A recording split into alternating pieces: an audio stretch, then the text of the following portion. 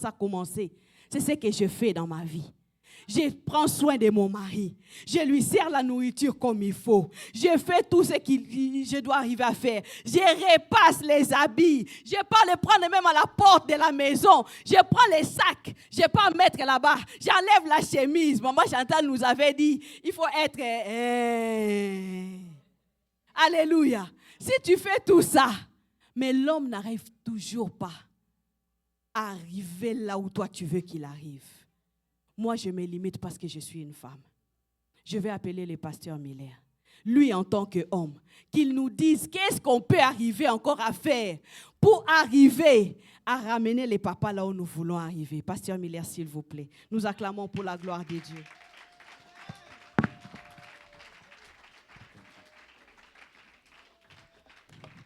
On a acclamé pour le pasteur. Est-ce qu'on peut acclamer pour le roi des rois? Est-ce qu'il y a quelqu'un qui est en train d'être béni en ce lieu? Tu es en train de bien faire d'acclamer pour le roi des rois. Waouh! On va revenir après, on peut s'asseoir dans sa présence. Je ne veux pas détruire cette atmosphère où nous sommes là. J'en parlerai peut-être à la fin. Quelle onction, quelle profondeur. Rapidement, il me reste que 20 minutes. Je vais prendre 20 minutes, 15 minutes à 20 minutes, 5 minutes, nous allons prier. Je suis dans Ézéchiel. Médias, soyez prêts, courez avec moi rapidement, je n'ai pas le temps. Je vais partager 2 versets essentiels et importants et je vais parler à un homme. Et on va se parler entre homme et homme. Est-ce qu'il y a des hommes dans la salle? Et les mamans, vous serez nos juges et vous allez très bien écouter parce que quand vous allez rentrer à la maison, vous allez les rappeler point par point. Vous allez prendre le temps de méditer et enfin que vous puissiez mettre ces choses en pratique. Parce que ça ne sert à rien. Une chose, écouter, mais mettre en pratique, c'est une autre chose. Je suis dans Ecclésiaste chapitre 4, le verset 9. La Bible dit ceci. 2 valent mieux qu'un parce qu'ils retirent un bon salaire dans leur travail. Je rentre dans Ézéchiel, comment on appelle ça? Genèse chapitre 2, le verset 15 à 18. Genèse chapitre 2, le verset 15 à 18. C'est ça que j'ai besoin, rapidement. Pendant qu'on me prépare, Genèse chapitre 2, le verset 15 à 18, je vais lire carrément alors. Éphésiens chapitre 5, le verset 25 à 28. Marie, virgule, aimez vos femmes comme Christ a aimé l'Église. Aimez vos femmes comme Christ a aimé l'Église et s'est livré lui-même pour elle, afin de sanctifier, afin de la sanctifier. Donc, Jésus a sanctifié l'Église. Donc, on sous-entend, Marie doit sanctifier sa femme. Peu importe la manière dont ta femme est, c'est ta responsabilité en tant qu'homme de ramener la femme afin qu'elle puisse devenir pure. Je parle à un homme. Ce n'est pas moi qui l'ai dit, c'est la Bible.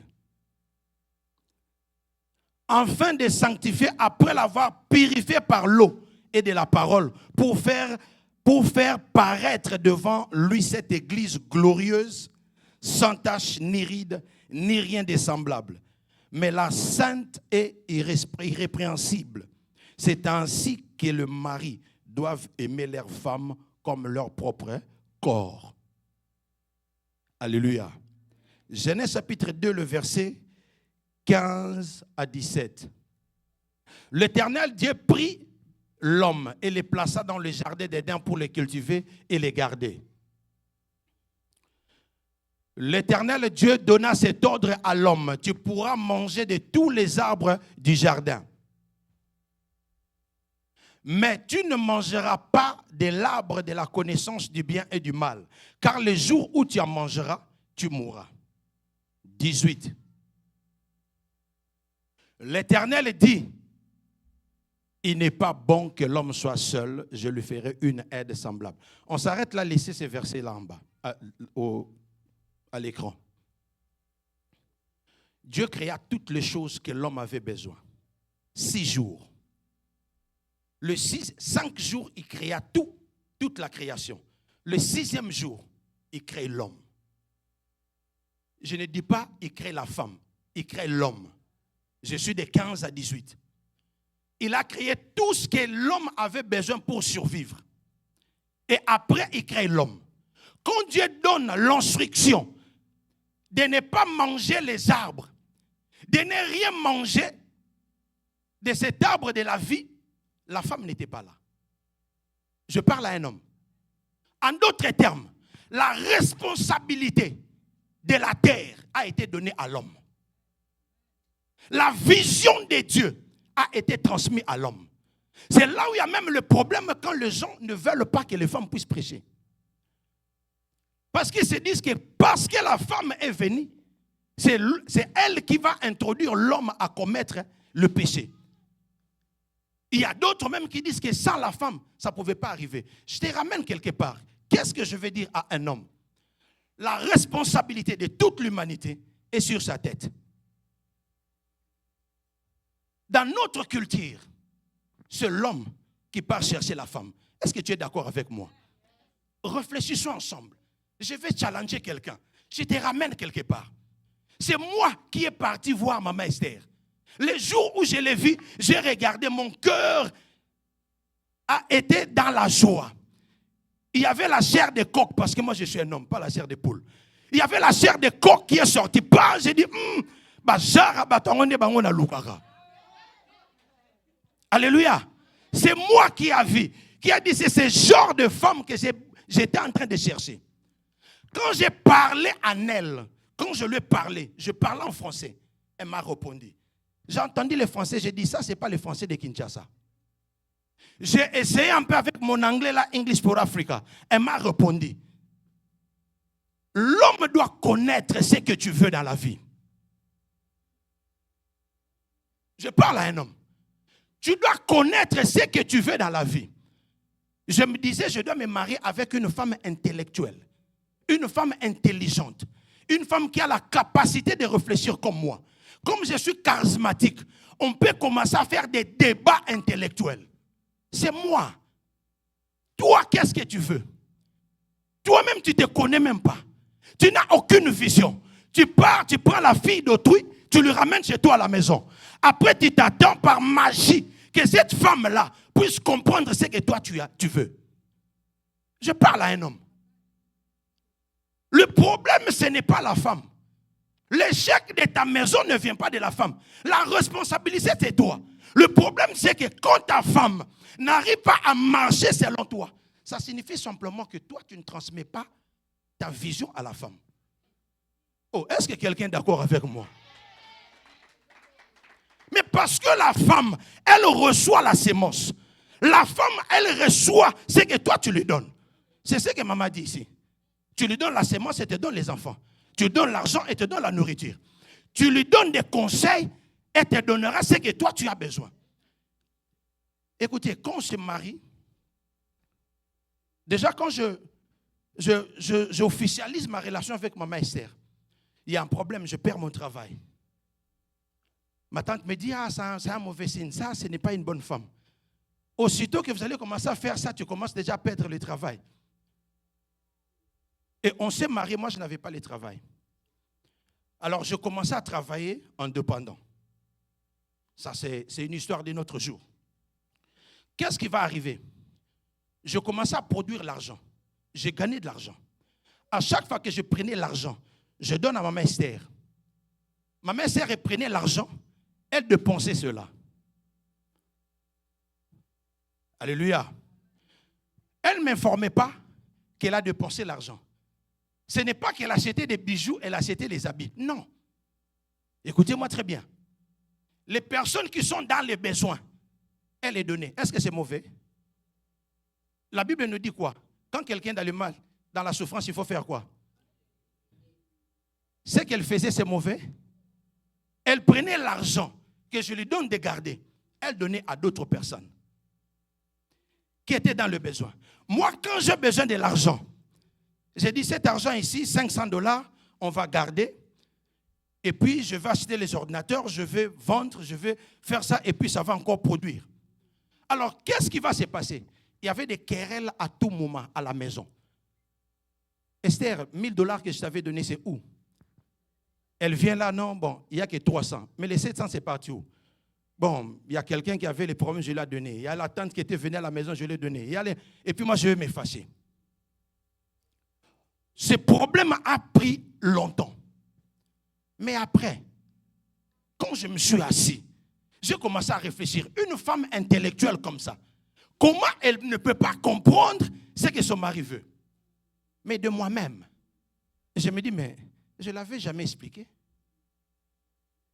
Je lui donnais l'argent sans lui expliquer pourquoi je lui donnais l'argent. Je parle à quelqu'un. C'est le jour où je vais lui dire, je lui dis, écoutez, l'argent que je te donne, moi je n'ai pas un travail fixe. Demain on peut avoir un problème. Demain on peut avoir l'opportunité de sortir de ce pays. Demain on peut avoir l'opportunité de faire des affaires. Une opportunité peut se présenter, tu as besoin de l'argent. J'aurais besoin de cet argent pour arriver à utiliser cela. Si tu as besoin d'utiliser l'argent, on sait créer ce qu'on appelle le zone de confort. C'est-à-dire que $100, tu n'as pas besoin de ma permission, donne à quelqu'un. $50, donne à quelqu'un. Mais quand c'est au-delà des $100, j'ai besoin d'être impliqué dans cela. Jusqu'aujourd'hui, le même principe est appliqué. Aujourd'hui, là, tu me poses la question, combien j'ai dans les comptes bancaires? Je ne connais pas. C'est elle qui connaît. Elle gère tout. Alléluia. Mais parce que moi, je connais ce que je veux et je lui transmets. Quand l'homme, tu ne connais pas ce que tu veux, comment veux-tu que cette dame-là devine simplement comme ça et commence à lire tes pensées? Alléluia. L'homme doit comprendre la vision. Tu dois avoir la vision. C'est toi qui as la vision. C'est toi qui es le chef de la maison. Ce que toi tu veux, c'est ce que tu vas transmettre à la femme. Le problème que nous avons, j'ai analysé, j'ai compris aujourd'hui. Le problème que nous avons dans nos foyers, il ne vient pas de la femme. Sorry. Il y a des femmes qui sont insensées. Il y a des femmes, évidemment, qui sont... Mais elles sont ce qu'elles sont, c'est parce que les hommes ne faisons pas notre travail. C'est parce que l'homme d'abord, toi-même tel que tu es là, tu te cherches d'abord. Écoutez, les entreprises que vous voyez, pour ton information, le propriétaire d'Amazon n'est pas un informaticien. Je parle à quelqu'un. Il a commencé à vendre les histoires en ligne. C'est une plateforme de la vente des histoires en ligne. Pour ton information, même toi qui travailles à Amazon, toute la marchandise que tu prends là, tu packs, tu ships, tu récoltes et tout ça.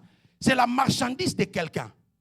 Ce sont des individus. Moi là, je veux commencer à vendre mes mèches. J'achète mes mèches. Je pars chez Amazon. Je m'enregistre. Si je veux envoyer ma marchandise chez Amazon. Il va commencer à stocker cela. On appelle ça FDA.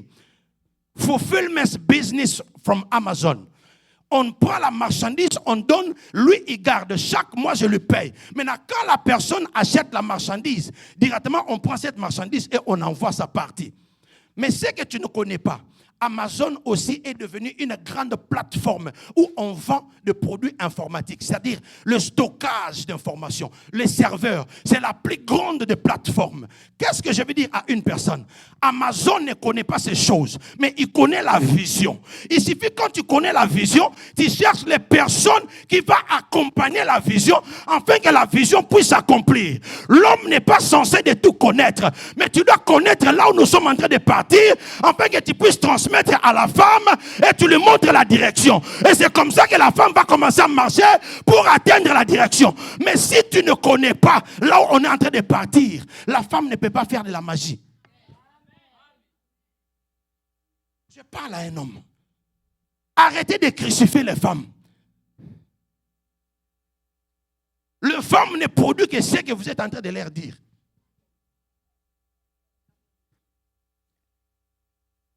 Alléluia. Écoutez. Ferdinand, ça entre.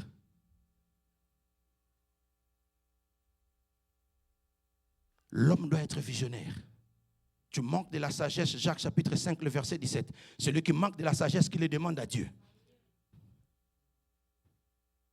il y a des choses que tu ne sais pas faire, mais tu prends l'orgueil, tu mets. Et pour que la femme n'arrive pas à découvrir que non, tu ne connais pas ça.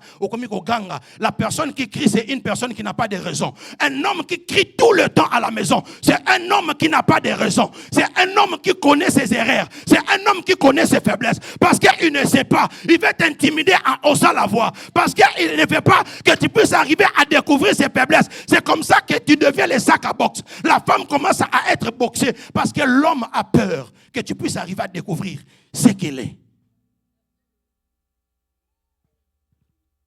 Un homme qui connaît la vision, il est tendre. Un homme qui connaît la vision, il est compatissant. Un homme qui connaît la vision, c'est celui-là qui change de stratégie. La femme ne comprend pas ça. Je prends le temps de rentrer en moi-même, de réfléchir. Tu connais les péchés, pourquoi ça s'appelait les péchés? L'apôtre Paul, la Bible est en train de dire ceci. Paul, il dit, quand vous partez quelque part, on vous sert à manger, ne demandez pas. Sinon, vous allez dormir affamé. Tu sais pourquoi ce verset est écrit là-bas? Parce que Dieu a interdit de manger les animaux sacrifiés par des idoles. Les animaux étouffés. Tu ne peux pas les manger. C'est comme ça que Daniel, je rentre dans l'Ancien Testament, il a refusé de manger les animaux, de la nourriture des Babyloniens. Parce que c'était de la nourriture souillée. Mais le péché, c'est quand tu connais ça, c'est mal. Et tu le fais, c'est le péché. C'est quand tu connais le bien que tu devais faire. Tu ne le fais pas, c'est péché. Je te ramène quelque part. Et c'est comme ça que Paul dit, ne pose pas la question. Parce que si tu connais, ça devient un péché. Maintenant, tu as faim, tu arrives quelque part, tu poses la question, ça c'est quelle viande? Et puis on te dit, maintenant tu ne peux plus manger. C'est là où Paul est en train de dire ça. Donc on ne peut pas, Dieu est juste. Il ne peut pas nous punir à cause des choses que nous ne maîtrisons pas. C'est là où je vais dire à quelqu'un, arrêtez de condamner ta femme pour des choses que toi-même tu ne pratiques pas. Arrêtez de condamner ta femme pour des choses que tu ne l'as jamais expliquées. Je ne punis pas mes enfants quand je ne les interdis pas quelque chose. Tu ne peux pas punir ton enfant parce que quelles sont les lois que tu as établies dans ta maison? Alléluia.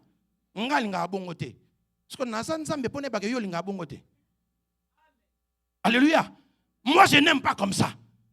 Les hommes, toujours comme ça. Parce qu'elle connaît que je n'aime pas comme ça. Elle connaît depuis quand? Est-ce que tu l'as fait asseoir? L'expliquer que non, ça, moi, je n'aime pas. Et si tu l'as expliqué que ça, tu n'aimes pas, il faut connaître aussi que ce n'est pas un petit enfant. Ce n'est pas une petite fille. Je parle à quelqu'un. Ta femme n'est pas une fille. Oh, je répète. Ta femme n'est pas une fille. Ce n'est pas ta fille. Oh. Mais je ne comprends pas. Oh. Quelqu'un qui te fait des enfants. Ta femme n'est pas ta fille. Tu vas venir, tu vas lui gronder comme un petit enfant et tu t'attends que non, lui, elle ne va pas réagir. Alléluia. Je ne suis pas en train d'encourager les femmes, mais je suis en train de te faire réfléchir. Parce que ça, ce sont les choses que nous voyons tous les jours dans nos maisons. Dans les foyers, c'est ce qui est en train d'arriver aujourd'hui. Mais parce qu'il y a un homme qui n'a pas compris. En physique, on dit toute action correspond à une réaction.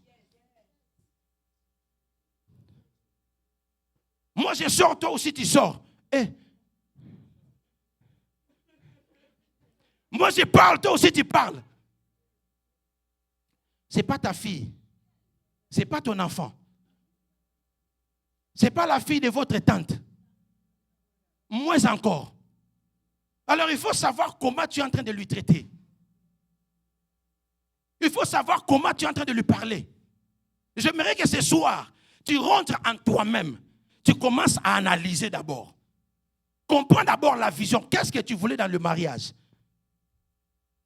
D'ailleurs, la femme que tu t'es mariée là, tu t'es mariée même par accident. Voilà même le problème là où tu es.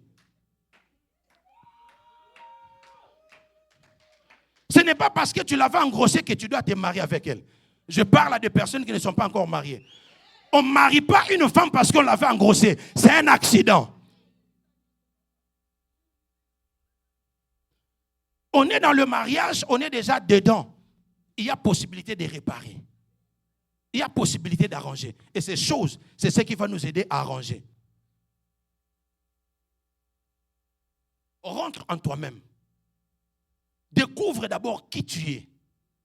Cherche à comprendre qu'est-ce que tu veux. La Bible dit, là où il n'y a pas de plan, le peuple marche sans frein.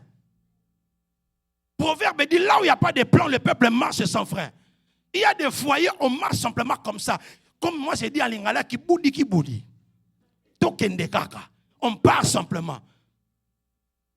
Le nombre des enfants que vous devez avoir, tu ne connais pas.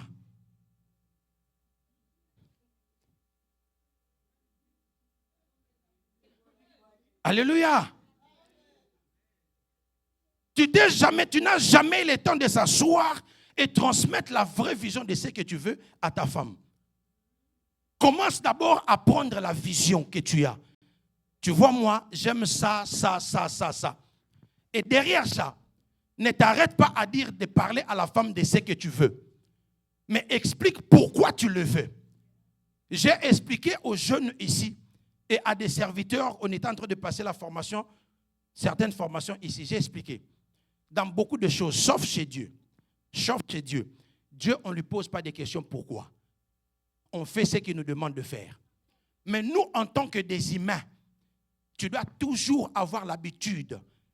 Tu vois, dans le vision casting, quand tu transmets la vision, je suis dans le leadership maintenant, quand tu transmets la vision, il faut toujours savoir expliquer le pourquoi de cette action. Parce que quand la personne comprend le pourquoi, il accordera de l'importance. Mais quand on ne comprend pas le pourquoi, on le fait. Bien-aimés, tous les serviteurs de HPC doivent être là avant le culte pour qu'ensemble nous puissions prier. Tous les chantres qui montent sur la chair, toutes les personnes qui montent sur la chair, on doit se rencontrer avant le culte. Mais pourquoi? Parce que le modérateur peut avoir aussi un problème en cours de route. On peut choisir les personnes qui sont ensemble et voir qui peut modérer, remplacer la personne. Les choses arrivent. Pourquoi? Parce qu'on doit parler de comment le culte doit se passer. C'est très important. Mais parce qu'il y a d'autres personnes, pendant que j'expliquais ces choses, ils ne sont pas là, ils ne se sont jamais fait voir là-bas. Maintenant, toi, une autre raison, toi-même, on doit prendre le temps de prier ensemble là-bas. Maintenant, tu vas monter sur la chair pour prier pour les gens, pendant que toi-même, tu n'as même pas prié. Tu quittes chez toi à la maison avec des esprits, tout ça, tu viens, tu montes, et puis tu vas transmettre les gens tous ces esprits-là. Alléluia. C'est ce que nous faisons dans nos foyers. La deuxième des choses que j'aimerais faire comprendre à une personne pour terminer, 4 minutes. L'homme comprend ceci. La Bible dit 2 valent mieux qu'un. Parce que ton salaire, tu vas enjoy de ton salaire. La femme que tu es en train de négliger, maman l'a déjà dit. Et je l'ai dit ici. C'est la Bible qui l'a dit. Verset 18, Genèse. Il n'est pas bon que l'homme soit. Je veux lui faire quoi? Disons, je veux lui faire qui? Je veux lui faire une aide semblable. Maman l'a déjà dit. La personne qui est en train d'aider une personne, on suppose que c'est celle-là qui a plus de connaissances à la matière, n'est-ce pas? Fact. On dit en anglais fact. On ne peut pas les changer. Comprends ceci. Je parle au mari. La femme que Dieu a mis à côté de toi, il y a des choses dans la création que Dieu a mis à l'homme. Et il y a des choses dans la création que Dieu a mis uniquement à la femme. C'est un mystère. C'est comme ça, vous allez voir que même les arbres, il y a les arbres mâles. Tu vois les arbres que tu vois là, il y a les arbres mâles et les arbres femelles. C'est comme ça que tu vois les abeilles. L'abeille, il va prendre la sémence de l'homme et puis il va mettre dans la sémence de la femme pour produire. C'est comme ça que tu vas t'étonner que non, ce manguier-là n'a pas de fruits. L'autre arbre n'a pas de fleurs. Alléluia. Même au niveau des animaux, il nous a créé 2 AD. Alors, le rôle de la femme à côté de toi n'est pas simplement de procréer, de produire. Arrête de tomber sur ce piège où on est en train de te montrer que non, la femme, c'est le 7e bête après les crapauds. La femme n'est pas importante. La femme n'est pas ceci. Arrêtez, arrêtez, arrêtez. Écoutez, il y a 3 domaines très importants que tu dois réussir dans ta vie. Le domaine spirituel, donc ministériel. Le domaine professionnel, c'est-à-dire dans ton travail, dans tes affaires. Et le domaine familial ou marital. Ça, c'est les 3 domaines très importants. J'aimerais qu'en sortant de ces lieux, tu arrives à comprendre cela. Et dans ces 3 domaines, tu ne réussiras jamais dans ta vie si tu es marié et tu négliges ta femme. Je parle à l'homme. J'ai gagné l'argent. Avant qu'on se marie avec ma mère, j'ai gagné beaucoup d'argent. Mais je dormais chez nous. Je dormais dans un lit avec mon petit frère. Hein? Et puis 2 autres en haut. Mais j'ai travaillé. Est-ce que quelqu'un comprend ça? Bunk bed. Tu vois les lits là en étage. En bois. Moi, je suis en bas. Avec un petit frère. Et puis 2 petits frères en haut. Mais j'ai travaillé. Alléluia. J'étais piéton. Je n'avais pas un chez soi. Tout l'argent que je faisais, je vais dépenser inutilement. Mais quand je suis marié avec ma mère, je faisais moins d'argent. Mais j'étais chez moi. Je faisais moins d'argent. Mais j'avais l'indépendance financière. Parce qu'elle m'a appris à gérer l'argent. Elle m'a appris à comprendre les valeurs fondamentales de la vie. Je parle à quelqu'un. Observez tous les hommes, que ce soit les politiciens. Tu sais de quelle manière on a dénigré Mélanie. Vous connaissez Mélanie, la femme de Trump. Tu sais combien on l'a dénigrée. Mélanie n'arrive même pas à très bien parler l'anglais. La femme de Trump. Mais partout où il part, tu vois, elle est là. First Lady. Trump lui valorise. D'ailleurs, maintenant là, elle est plus valorisée qu'avant. Parce que Trump comprend. Il y a un monsieur qui était dans la course des élections des États-Unis. Un républicain de North Carolina. Elle était obligée d'abandonner. Pourquoi? Parce qu'elle était singleton. Il n'était pas marié. On l'a obligé d'abandonner. Avoir une femme à côté de toi te donne le sens d'un responsable. Même si tu n'es pas responsable, les gens te respectent. Les gens te traiteront différemment. Quand tu as une femme à côté de toi, l'argent que la femme fait, ton argent que tu fais, toi là, l'amitié simplement c'est quand on va faire les taxes. C'est quand la femme a l'argent.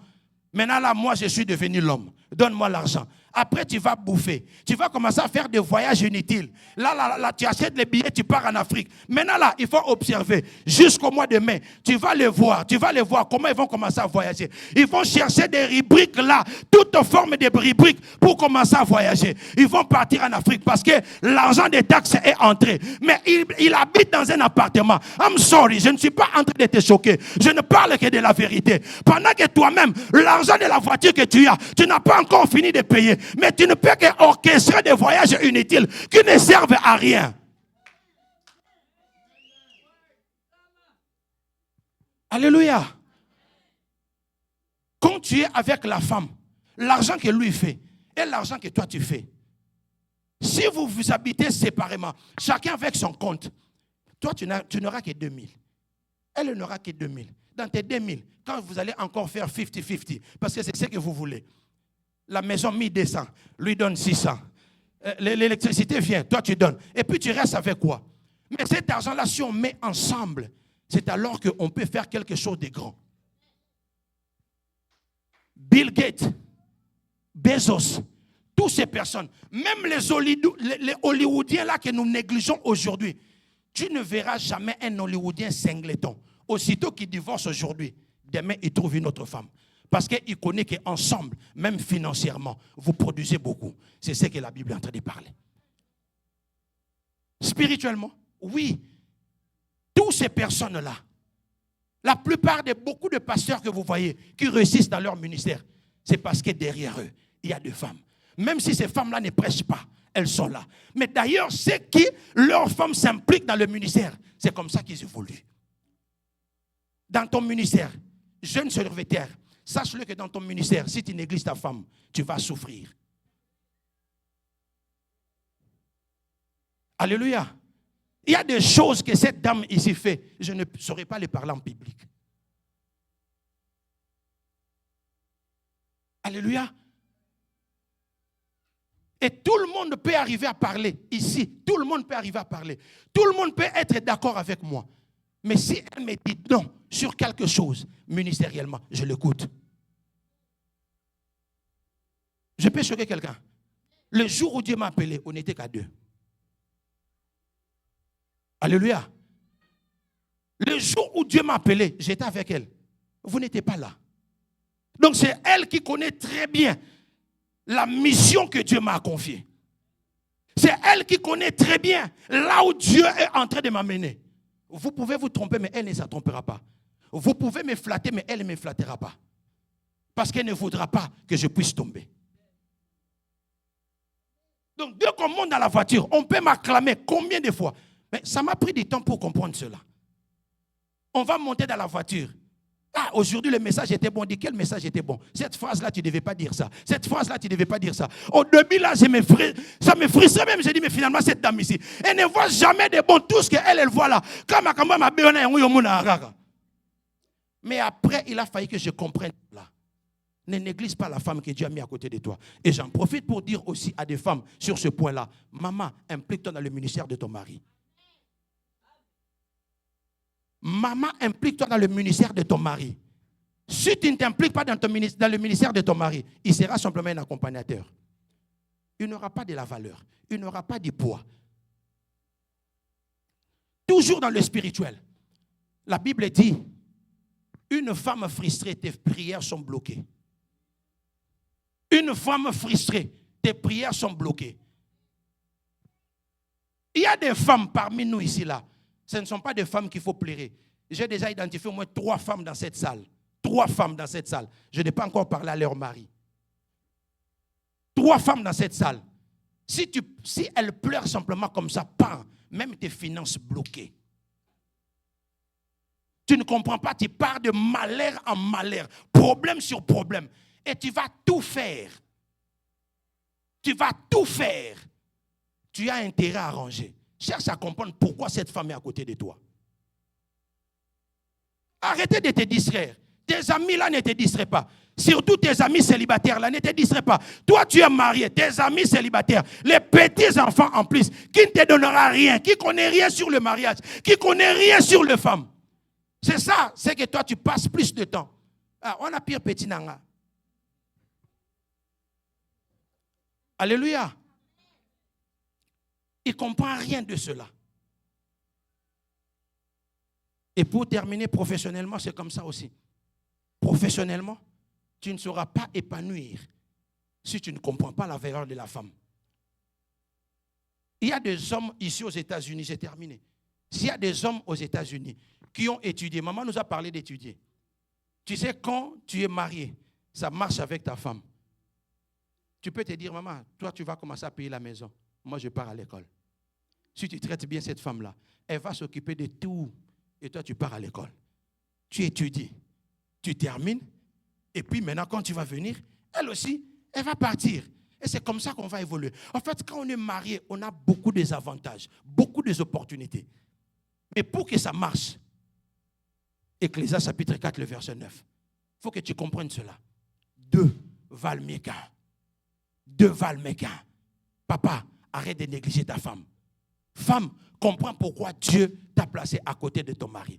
Et c'est Dieu va faire que vous puissiez partir de gloire en gloire. Que Dieu vous bénisse.